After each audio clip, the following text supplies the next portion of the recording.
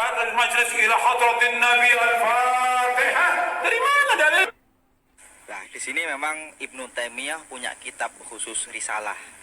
Disunahkan. Ya. Bahkan kata Majduddin. Siapa ini? Majduddin itu kakeknya Ibnu Taimiyah. Ente tuh disuruh nyebutin hadis tuh ada berapa jumlahnya aja nggak tahu. Kok tiba-tiba bilang nggak ada dalilnya? Gitu. Jadi jangan dikit-dikit nggak ada dalilnya. Terus orang disalah-salahin semua. Ketahuan begonya gitu loh. Ya pamer kebegoan dengan cara begitu. Ya, oke, baik. Tertangkap basah menyesatkan para ulama Indonesia. Ustadz Yazid bin Abdul Qadir Jawas Al-Wahabi kembali dibuat tak berdaya oleh hujah ilmiah murid dari Syekh Al-Utsaimin. Berdasarkan informasi yang tengah beredar, dengan sangat sombong, sang ulama panutan para Wahabi Salafi ini menuding sepihak sesat para ulama dan umat Islam Indonesia.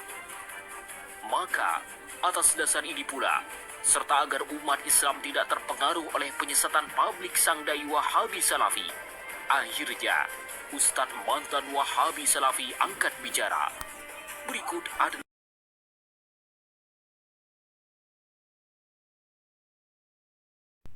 Assalamualaikum warahmatullahi wabarakatuh. Kembali bersama Zulkarnain Al-Maduri. Kali ini yang akan kita bahas tentang hadiah pahala. Rupanya setiap orang yang menyoroti hadiah pahala itu disebut Wahabi oleh ya biasa mereka yang sepakat dengan anti Wahabi, termasuk dalam ini juga YouTuber petuah kiai itu yang seringkali menjadi bisa dikatakan sebagai buzzer yang memanas-manasi, biasanya mengangkat Salafi Wahabi, Salafi Wahabi, Salafi Wahabi. Itu kebiasaan petuah kiai itu, YouTuber petuah kiai. Tetapi orangnya tidak pernah nongol. Itu menunjukkan dia itu bukan orang yang jantan, penakut di dalam memahamkan Islam yang benar. Dan selalu mencari dukungan dari kiai-kiai, tujuannya tidak lain ya untuk YouTube-nya dia gitu. Tetapi secara keilmuan yakin saya mentah dia tidak punya pengetahuan apa-apa berkaitan dengan agama itu. YouTuber petuah kiai ya. Nah, berkaitan dengan yaitu konten yang disampaikan dan dibahas oleh dia itu dengan menggabungkan berbagai narasi dari ustadz-ustadz dan kiai-kiai yang katanya itu juga ada dari mantan Wahabi ya. Tetapi tidak mencerminkan bahwa hal itu menunjukkan kebenaran, karena di dalam Islam yang disebut kebenaran itu bukan banyaknya orang yang mendukung. Nah, itu pertama. Jadi bukan banyaknya orang yang mendukung, itu yang pertama. Wa in tuti aktsara man fil ardi yudhilluka an sabilillah. Itu ayat Quran. Jadi jika engkau mengikuti keinginan orang banyak di bumi ini, yudhilluka an sabilillah, itu akan menyesatkan kalian dari jalan Allah.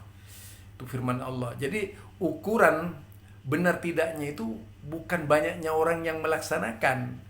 Sekalipun banyak orang yang melaksanakan, kalau tidak sesuai dengan sunnah, ya tetap saja tidak sesuai dengan sunnah. Sebagai bukti, mereka itu dari sisi mana ingin membenarkan hadiah pahala. Yang pertama, tidak pernah ada tradisi hadiah pahala di zaman Rasulullah. Itu fakta itu. Fakta konkret. Tidak pernah ada tradisi di zaman Rasulullah Sallallahu Alaihi Wasallam sebagaimana tradisi sekarang ini mengirimkan ramai-ramai hadiah pahala kepada orang mati. Itu nggak pernah ada. Apalagi dipimpin oleh seorang imam membaca doa diaminkan, ini lebih parah lagi gitu. Karena ritual seperti ini bukan ritual yang dibentuk dari Nabi. Apalagi kalau ngaku-ngaku bersanad dari Nabi, itu mungkoti sanadnya. Karena Nabi dan umatnya ketika itu tidak pernah ada acara ya semacam tahlilan dan sebagainya, dipimpin oleh seorang imam, kemudian membaca ritual. Benar apa yang dikatakan oleh Ustadz Yazid itu. Mereka mengucapkan ila hadratin Nabil Mustafa, ila ruhi, ila ruh. Kalau di Jakarta ini banyak itu. Kadang-kadang disebutkan sampai 10 hingga 100 nama disebutkan. Yang seharusnya selesai dalam 1 jam, bisa-bisa 3 jam itu. Membaca nama-nama orang yang ngirim hadiah pahala. Sulit banget ya. Seolah-olah Allah itu tidak bisa menerima doanya orang kalau tidak disebut namanya gitu. Seolah-olah Allah tidak tahu gitu. Ini lagi itu. Jadi sampai nama-namanya disebutkan tuh. Rentetan nama-nama disebutkan, mulai namanya si A, si B, sampai Z itu disebutkan semuanya itu. Itu hadiah pahala ya. Nah, kalau kita pahami hadiah pahala ini, jelas bukanlah kebiasaan yang dilakukan oleh Rasulullah Sallallahu Alaihi Wasallam. Nah, itu berangkat dari hadis Rasulullah, dari ayat-ayat Allah ya, dari ayat Allah juga gitu ya. Kalau kita baca, jadi kalau misalnya jika kita baca itu dalam surat An-Najm itu, laisa lil insani illa ma syaa. Jadi kemudian man amila amalan laisa alaihi amruna fahuwa raddun ila akhir itu. Liqauli. Nah, kita kalau berbicara berkaitan dengan apa tadi itu? Hadiah pahala, ya sudah barang tentu kita akan membicarakan dari berbagai sudut. Yang pertama, kita sejarah dulu, sejarah Islam. Siapapun dia, itu si Sarwat siapa kek, itu kek, kiai yang mana kek, silahkan. Perlu ditunjukkan itu. Saya sekarang yang akan bertanya itu, Ustadz Sarwat, siapa lagi itu? Siapa?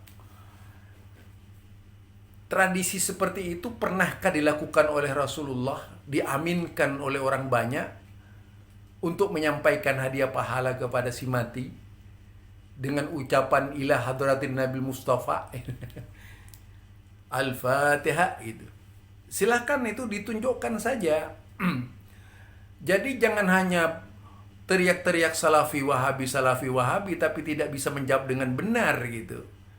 Jadi kalau melihat sejarah, membaca sejarah, hal itu tidak pernah terjadi di zaman Rasulullah. Tidak pernah terjadi di zaman sahabat, tidak pernah terjadi di zaman tabi'in. Apalagi kemudian mengumpulkan orang, mengemas acara itu dengan banyak orang, mengundang orang dan sebagainya, lalu dipimpin oleh seorang imam, membaca Al-Fatihah, kemudian membaca ritual khusus itu yang dibacakan semuanya, lalu dikirimkan ila mayit itu, kepada mayat itu tadi itu. Disebutkan tapi nama-namanya juga ila ruhi al-fatihah, ila ruh si A, ila ruh si B, ila ruh si C, si D. Semuanya itu disebutkan itu oleh mereka. Lah, coba contohkan di zaman Nabi, ruhnya siapa yang didoakan itu? Contohkan juga di zaman sahabat, apa ada yang seperti itu? Nggak usah bicara ayat kalau saya itu. Apalagi bicara ke ayat. Jadi orang yang teriak-teriak salafi wahabi seperti petua kiai itu sebenarnya pamer kebodohan gitu. Bukan menunjukkan yaitu sejatinya dia sebagai seorang berilmu, tapi kan hanya mencari YouTube, mencari makan dari YouTube. Itu yang banyak yang terjadi ya. Apa yang dikatakan Ustadz Yazid itu benar, tidak salah. Karena yang dibicarakan dia itu adalah hadratin Nabi. Coba contohkan si Sarwat ya. Siapa sih ulama yang mana itu yang seperti itu dulu di zaman Nabi? Membaca Al-Fatihah kepada siapa? Siapa satunya lagi itu, silahkan. Nggak usah bawa Ibnu Taimiyah dan sebagainya. Ya, kita itu lihat dengan siapapun, lihat, silahkan. Perhatikan kitab-kitab apa saja itu. Nah, itu kalau kita mau berbicara berkaitan dengan yaitu tadi apa namanya,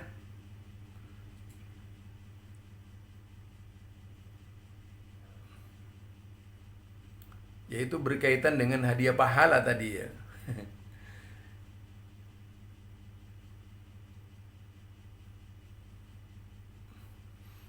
Jadi jika kita pahami dari perspektif perbandingan mazhab sekalipun,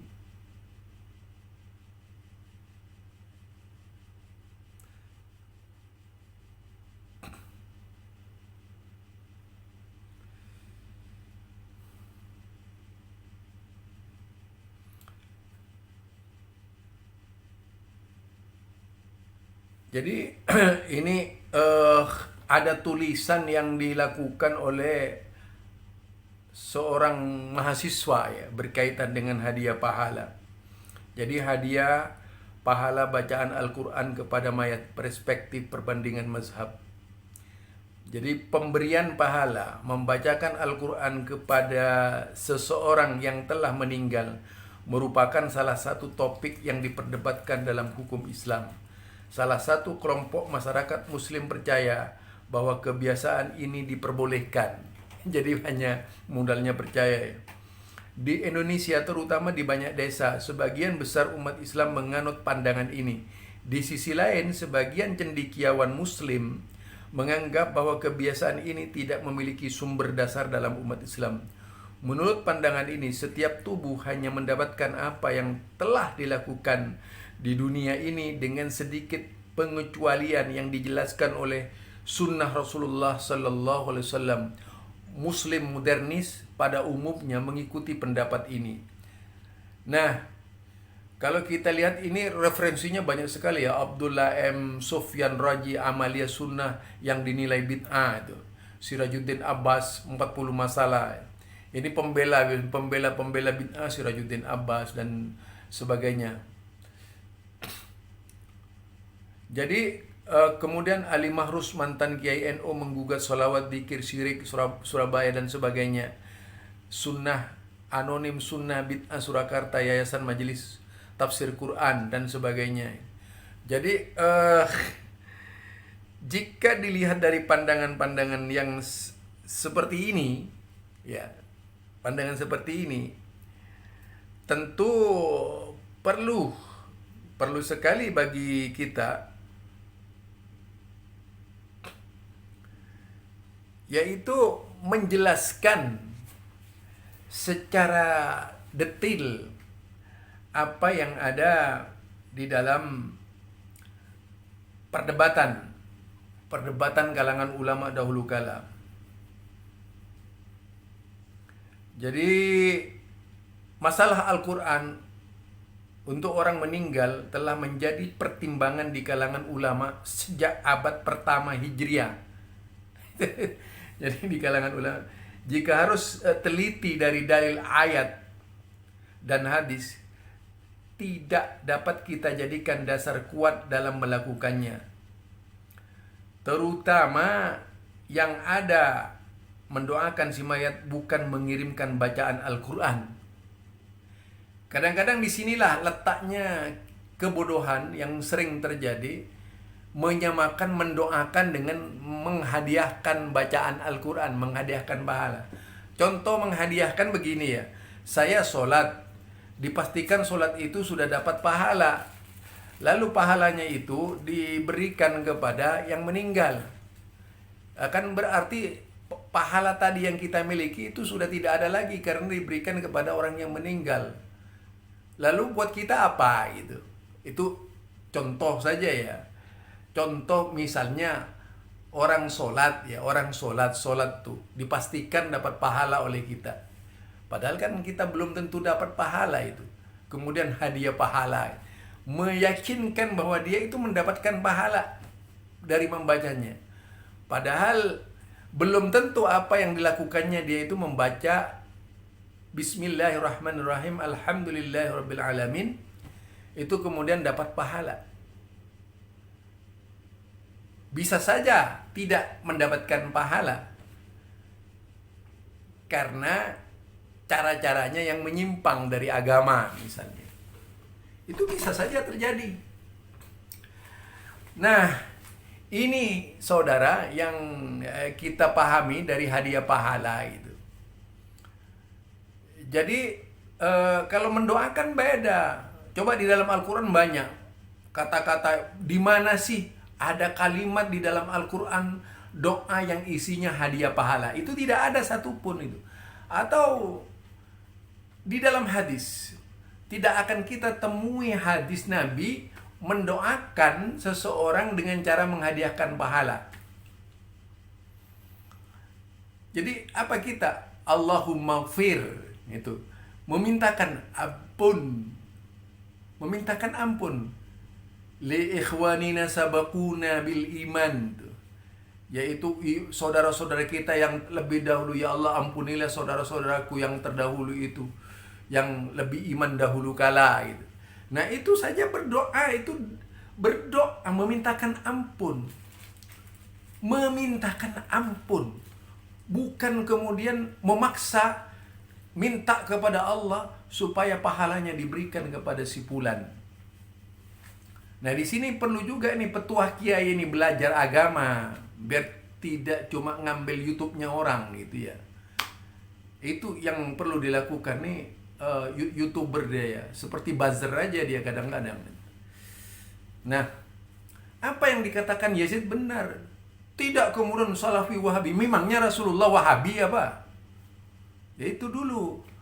Memangnya para sahabat tuh Wahabi semua apa? Jadi sama saja Anda itu dengan menyatakan bahwa Rasulullah itu merestui perbuatan Anda. Artinya ada contoh dari Nabi bahwa Nabi itu melakukan seperti itu.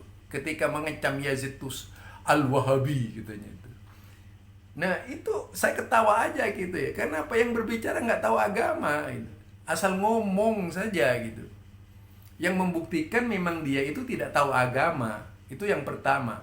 Dan dia tidak pernah nongol, hanya mengeluarkan suara tertulis tuh yang dibaca itu. Kalau kita lihat ya, dari caranya berbicara itu dia tidak bicara tapi menulis. Ditulis dulu baru kemudian dibikin konten tulisan itu.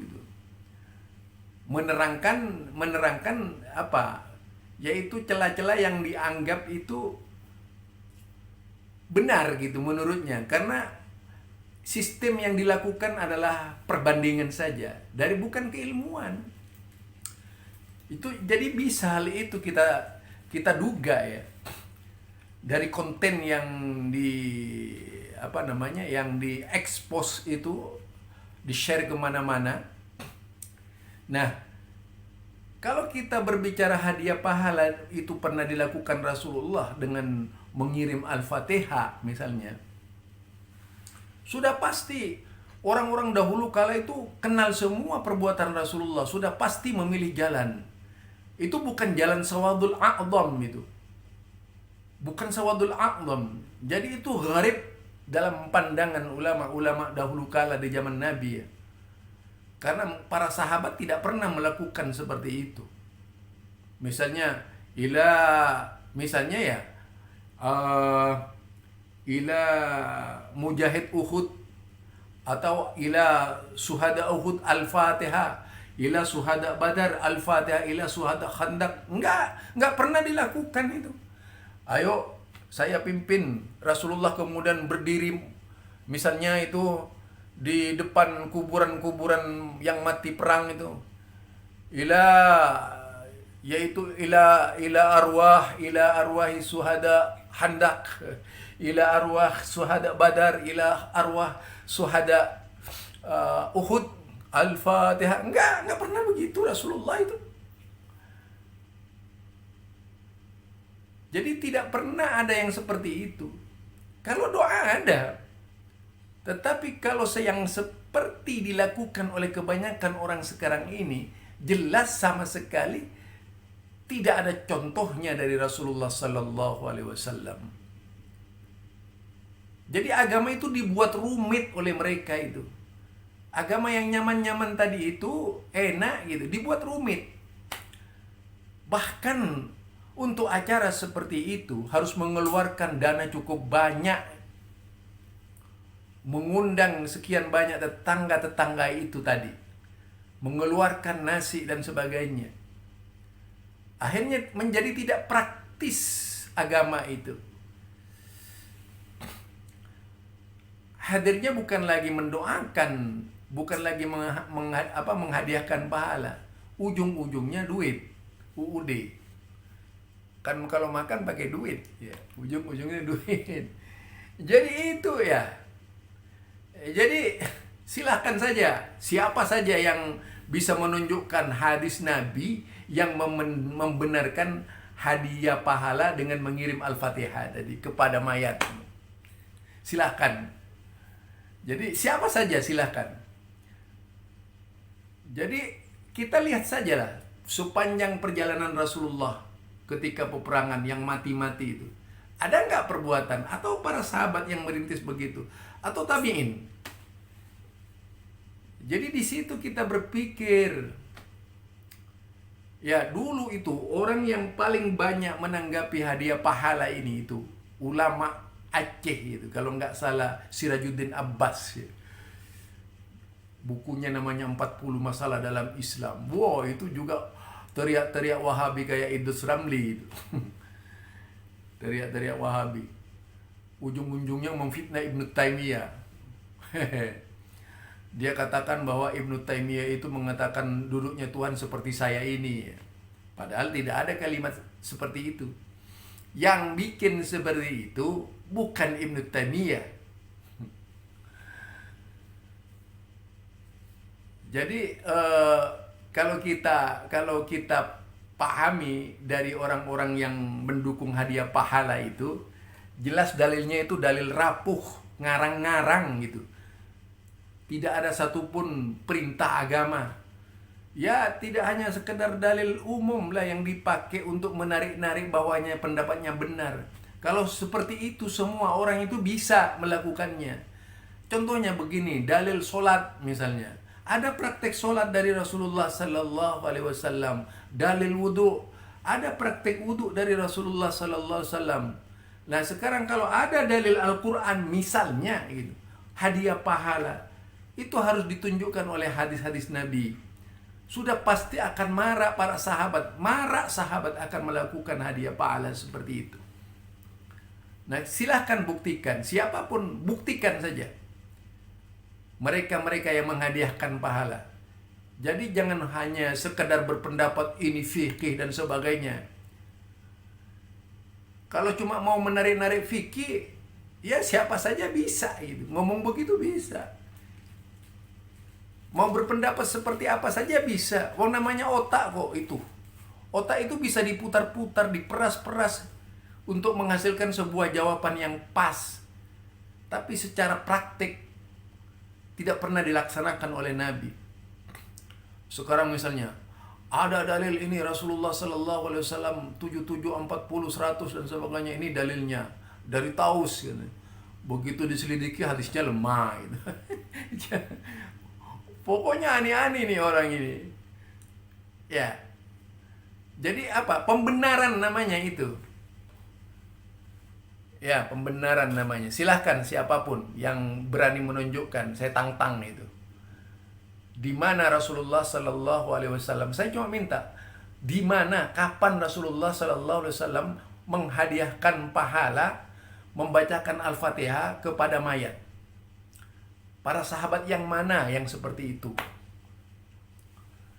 Itu aja, nggak usah banyak-banyak kalau saya itu. Jadi jangan kemudian jawabannya muter-muter kayak gasing. Saya nggak mau itu. Jawab itu saja. Dalilnya bagaimana, seperti apa. Kayak tadi lah.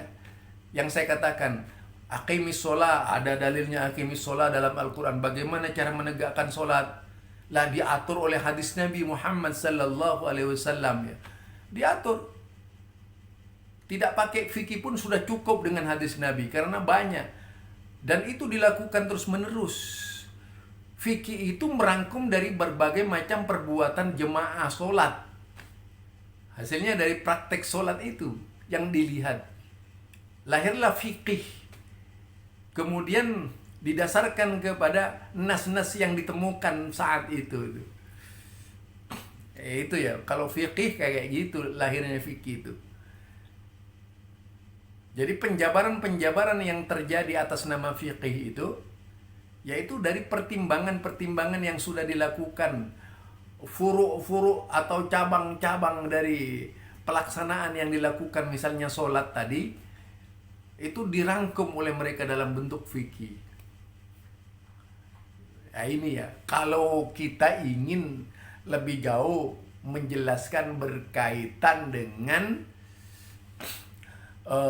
hadiah pahala, harusnya ada, kalau memang ada ayatnya, misalnya ya, memang ada ayatnya, misalnya ada ayatnya, gitu. Ya harus dibuktikan dengan hadis bahwa telah terjadi seperti ini di zaman Nabi. Misalnya sahabat berkumpul lalu membaca Al-Fatihah, ya sahabat berkumpul lalu membaca Fatihah-Fatihahnya dihadiahkan kepada orang mati, silahkan. Jadi cuman jangan ngarang-ngarang doang itu. Jelas kalau Al-Quran, wa an laisa lil insani illa ma sa'a wala alla taziru waziratun wizra ukhra wa an laisa lil insani illa ma sa'a. Itu cukup sudah ayat itu. Bahkan ketika sampai hadis-hadis hadiah pahala terkait dengan wanita Us'amiyah pada ketika itu, sampai kepada Imam Malik, hasbukumul Quran, cukup bagimu Al-Quran. Alla taziru waziratun wizra ukhra wa an laisa lil insani illa ma sa'a. Itu Imam Malik.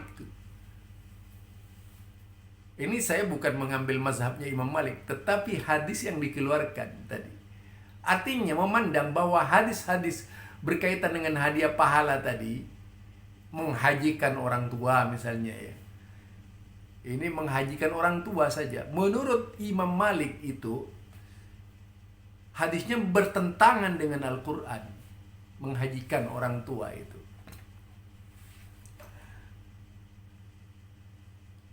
Jadi itu ya, artinya ini kalau kita berbicara berkaitan dengan mazhab. Tetapi kalau kita berbicara hasil penelitian, dari hasil penelitian Quran dan hadis, memang tidak pernah terjadi. Kalaupun mau dikhususkan, misalnya ada hadiah pahala itu, kalau itu dianggap hadiah pahala, kenapa? Kalau saya tidak menganggap itu hadiah pahala, itu perbuatan orang tua, yaitu menghasilkan anak yang soleh, ya. Menghasilkan anak yang soleh, kemudian menggantikan orang tuanya yang tidak bisa melaksanakan ibadah haji. Bukan orang lain, anaknya sendiri. Itu yang dibolehkan oleh Rasulullah Sallallahu Alaihi Wasallam. Jadi ini ya, kalau cuma mau ngomong-ngomong tidak jelas tuh berkaitan dengan hadiah pahala, ya semua orang bisa lah ngomong begitu tuh. Tapi membuktikan bahwa hal itu pernah ada di zaman Nabi, tidak pernah terjadi itu. Zaman Nabi tidak ada, zaman sahabat tidak ada, zaman tabi'in tidak ada. Di zaman Indonesia nggak ada. Itu saja ya dari saya. Kesimpulannya hadiah pahala tidak ada. Subhanakallahumma wa bihamdika asyhadu an la ilaha illa anta astaghfiruka wa atubu ilaik. Assalamualaikum warahmatullahi wabarakatuh.